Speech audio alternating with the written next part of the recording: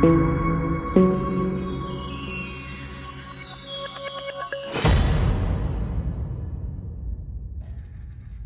everybody, it's Michael from ScaleHeliPilot.com.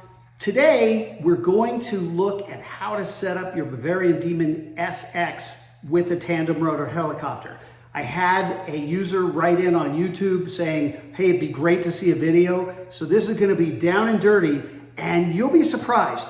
The setup on the Tandem is largely the same as the setup on any other helicopter, except for a few different things, especially unique to this model. So let's get cracking. Let's begin with the radio and the servo assignments. So for me, my servo assignments are 1 roll, 2 elevator, 3 pitch, 4 yaw, 5 tail gain, and 6 head gain. So moving over to the computer, inside the Bavarian Demon software, what you'll notice is I have similar assignments here: aileron 1, elevator 2, pitch 3, tail 4, and then the gyro and head gyro accordingly. So that's the first thing you want to do, is understand where your servos are going to be. Obviously indicate digital if they are, so both servos. I'm using S-bus, which means I have only one wire going from the receiver into the gyro. I'm not going to go through the fail-safe positions here. This is the basic setup on the RC screen. I realize it's distracting to see me in the reflection, and if you didn't notice it before, you will not be able to unnotice it. However, let's look at the screens, okay? So these graphs here on the screen indicate both the direction and the centering point of your sticks. And you really shouldn't use any trim in your radio. I have used sub trim before on the SX, it's fine. But if you want to go by the book, don't do any of that. Now over here, I'm gonna give aileron commands, and I want to make sure my right stick goes right and my left stick goes left. You'll have to use a combination of servo reversing inside the Bavarian Demon app and in your radio, function reverse or servo reverse. And you want to settle on the right combination so that nose down is nose down, collective pitch up is up, it corresponds with the stick, and of course your tail is moving in the right direction. Get these right. And you could become frustrated at points because sometimes it's like you get 3 of them and the 4th one doesn't work. And so what you'll do there, if you can't get it right, you'll go over here into the mixer, and then here in the mixer, notice I just tapped on 4 over there. The mixer, you can reverse the direction of various servos. So through a combination of using your reverse commands here and over here in your servo and functions assignment, you can get everything to move in the proper direction.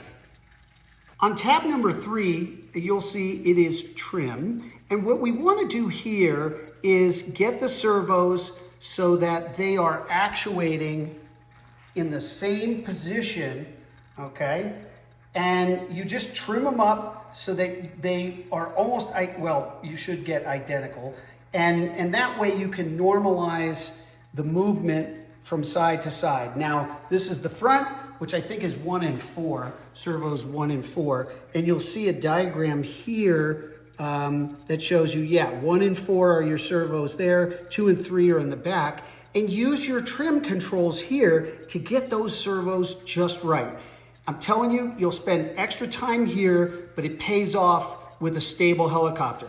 This thing did fly, it hovered, and it took off straight up, and it hovered dead nuts with the mechanics and with the fuselage on. I just wanted to make some sensitivity adjustments when I ran into the issue with the front head. But I'm telling you, I spent hours getting this setup correct and getting the pitch dialed in on the head, okay, where And one note here, when you want to set up the pitch on this helicopter, what you're going to have to do is raise the front so that this mast is vertical, okay? And obviously your tail won't be on. Then you'll raise it up a different height to get this mast to vertical. The key is to set your pitch when the mast is vertical, not when it's tilting, or you'll be all over the place. I'm going to say it again. Elevate the front of the helicopter when you're setting up your pitch on each head so that your pitch changes are relative to a vertical mast. Okay, next step.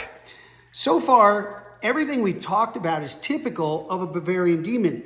When you're setting up a tandem, what you're going to do is go into the mixer area, and right over here, you're going to select tandem. Yes, indeed, you are. You will, of course, indicate the mounting orientation of your gyro here and here, and then you'll select tandem. And the tandem elevator front portion and linearization, you can play with this after you've flown it, but this is the sensitivity of the front rotor. And then what I do use a lot of is collective offset.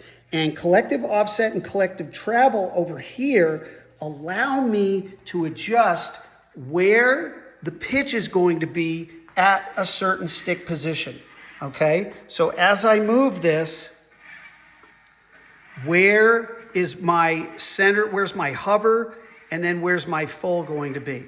And that's where you can use that collective offset to get both these rotors working so that at the bottom, they both have the same, -2, which I like.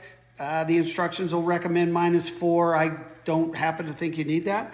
At the top end, at my altitude, which is a mile up, I'm at 12.8 degrees.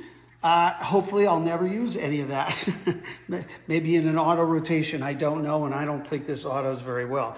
So that's how you're gonna wanna set up your pitch using, obviously you wanna get your mechanical pitch dead nuts, okay? Get your push rods right, and for me, I use the turnbuckles by Seacraft, and the turnbuckles give me a lot more precision so that I'm within 1/10 of a degree on each blade. So really, to get your helicopter flying, there's always additional tweaks you can make, but this video is intended to be a basic primer on how to get the tandem set up. And what I hope you've learned is that other than the orientation of the helicopter when you do your setup, really, this is just like setting up any other Bavarian Demon. So good luck. Thanks for watching the video today. I hope everybody understands that the whole purpose of ScaleHeliPilot.com is to preserve and organize the knowledge that we as a community are contributing to the hobby. If you haven't noticed already, every post, every contribution on the site is cataloged by a subject matter and by a product if applicable. That means that all of the content that you provide is available for other pilots to look up and find very quickly. It doesn't get lost, it doesn't get buried. It's unlike any other social media site out there, and it's dedicated to our hobby. So I hope that you will come by, contribute your experience, your information, so that other pilots can find and benefit from what you contribute. Thanks for watching.